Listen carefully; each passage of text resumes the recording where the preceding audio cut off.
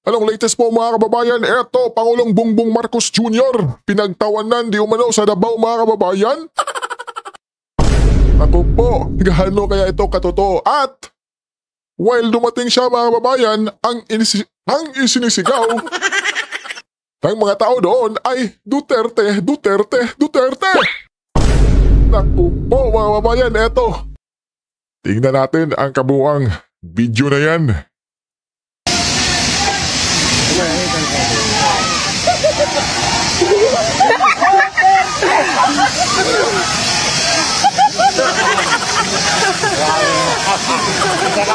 Duterte!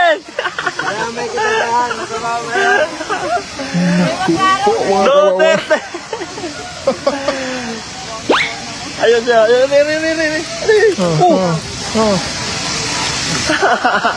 Imbis na ka ang pagkamalasaan. Hindi na kapera sa malamalasa. Muli man lang yan, Lasa. Mga Muslim ata itong mga kababayan, no?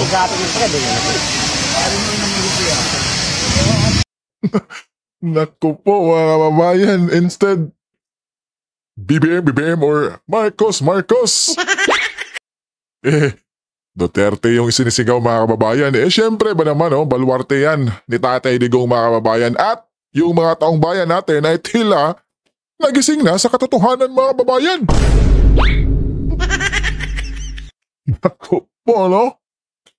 Eto mga kababayan, pakinggan natin itong talumpati kay Pangulong Bongbong Marcos Jr.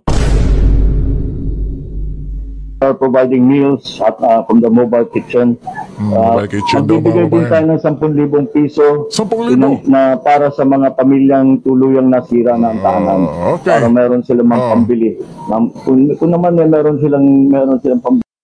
Pambili ng Mr. President, yung buwinting bigas? Di ba mga kababayan? Yung tag-buwinting bigas mga kababayan ay may picture pa ng ating mahal na Pangulo. Di ba mga kababayan, nakalain mo yan? Ha? Kayo na nga yung nalinugan mga kababayan, pagbibentahan pa kayo ng 20 kilong bigas mga kababayan. At proud na proud pa sila mga kababayan. Di ba? Tayo pa raw yung magpapasalamat mga kababayan, na may 20 bigas na naibenta ng pamalaan. Naku po mga kababayan, di ba? Samantala yung mga kababayan, serious tayo, yung feedback na nakararami mga kababayan, lalong-lalo na dun sa Cebu mga kababayan na pinagbentahan ng 20 kilong bigas, ay sana man lang daw ay hindi na ibinenta mga kababayan. Di ba? Dapat rekta bigay na mga kababayan. Di ba? Samantalang yung ayuda ni Romualdez noon mga kababayan ay di ba? Walang sakuna na nangyari ay naku po. Di ba? Samantalang ngayon mga kababayan may lindol na nangyayari. Tapos yung bigas tag-20. Akalain mo yan mga kababayan, di ba? Naku, mahal na Pangulo. Para ayusin nila baka kaya na lang umpisahan, ayusin yung kanilang bahay. Sige. And again, the office of the president will give 150,000 for each family that has lost completely yung talagang nasira ang kanilang tirahan. And naging sana mga kababayan yung sinabi ng Pangulo na 150,000 ay mapupunta talaga yan sa mga pamilya na nasiraan talaga. Instruct na ako sa DBM na maglabas ng LGSF, local, yung ating... Naku po mga kababayan, nagbabasa na nga yung ating mahal na Pangulo ay tila nautal pa. Mga kababayan. Pero sige, go mahal na Pangulo. LGSF kaya mo yan. Sa mga probinsya na naapektuhan ng lindol. Okay. Yun lang pala mga kababayan. Di ba? Akalain mo yun mga kababayan, pagpunta ni BBM dyan sa Davao mga kababayan ay sinigawan siya ng Duterte, Duterte, Duterte. Sabay tawa pa mga kababayan.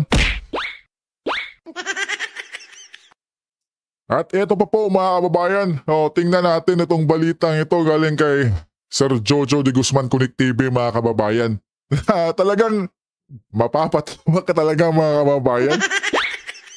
Matatawa ka na at the same time mga kababayan ay nanlulumo. Or nanlulumo mga kababayan dahil sa kahihiyan. Dahil mantakin mo mga kababayan na nagsagawa ng tila ba exercise mga kababayan, Vietnam at saka Pilipinas. Samantala, yung ginamit na water cannon ng Vietnam mga kababayan ay grabe, sobrang lakas mga kababayan. Samantalang yung Pilipinas na barko ay malakas pa raw yung ihi mga kababayan. Naku po. Tingnan na lang natin ito mga kababayan ha. Tingnan niyo ito, Tumawa na kagad si Boss Jojo. ito, no? Nakakahiya. Nakakahiya mga kababayan. Misty. Ano yan? Ano yan? Kulay ihi? Minumata ng royal ito. Parang na UTI. Ayaw lumabas. Ano ba naman yan? Ito pa, tingnan nyo. Yan yung sa Vietnam na barko mga kababayan.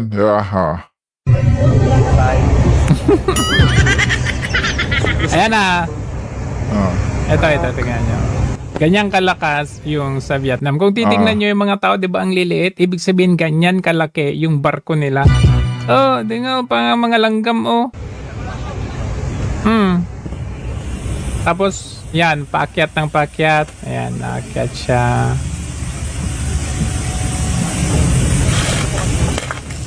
Lakas, no? Tingnan nyo sa tubig, yan, Umabalandra. Wait, ano to? What's this, man? Ano yan? Walang yan. Yun mga kababayan, yung sa atin. Yung parang ihi mga kababayan. Kanan sa Vietnam. Walang yan. Nausog yung ihi. Oh my God, nakakahiya.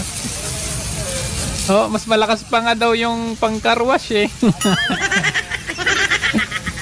I mean, ito kasi just to give you the background kung ano yan. Hindi po ito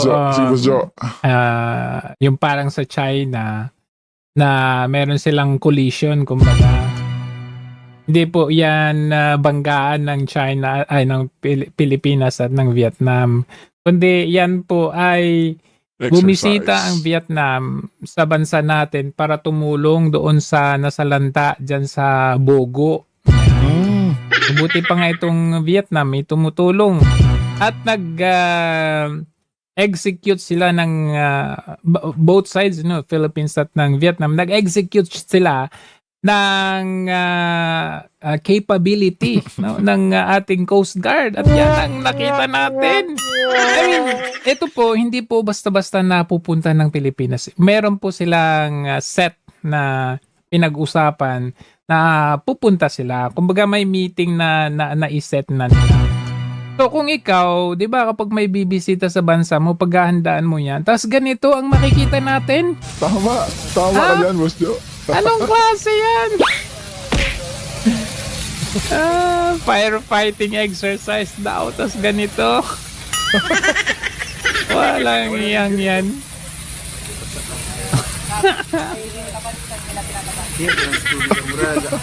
I mean, hindi kayo nahiya.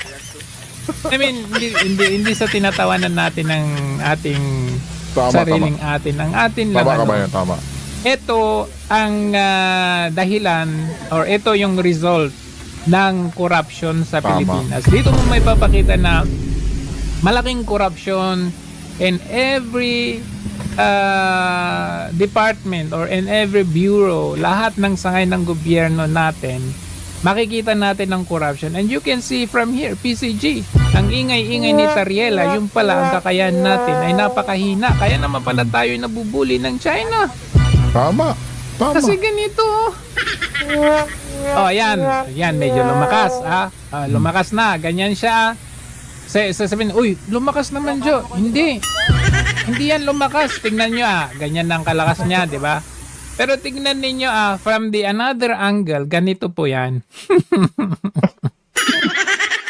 Ganyan po. Nakita nyo, zoom ko pa. Ganyan. Grabe. From ihi to pangkarwash. Ayan. Nakita nyo naman yung rainbow effect nung sa Vietnam pa ganyan. Hanggang doon. Kumbaga, let's say, merong about maybe 500 kilometers. 500 kilometers na layo. Samantalang sa atin, baka 50. Hindi para 500 Grabe, meters. mga kababayan. Baka 10 meters lang ito. Nakakaya talaga. Hoy, lumakas. Hindi lumakas naman, Jo. Tingnan nyo. Yung pinakita nyo kasi, kinat kasi ito lang kasi pinakita nyo. Itong umpisa. Sige, sabihin na natin, okay, lumakas dito. Ayan. Sige. Ito, Vietnam yan. Nakita nyo. Aabot niya ng 500 meters, samantalang ito, baka 10 to 20 meters. O sabihin mo lang kahit 50 meters. Sige, 50 meters na. Bro, paano mo konti, bro? Hindi man lang naabot yung sa Vietnam. Pag malayo yung kalaban mo, hindi mo ma-water can, kailangan mong lapitan, magbanggaan muna kayo. Nakakaya talaga ito. Not that we are laughing, but talagang laughing stock talaga ang Pilipinas. Bakit kanyo? Tama. Nag-comment yung taga-Vietnam. Mamaya pakita ko sa inyo yung video.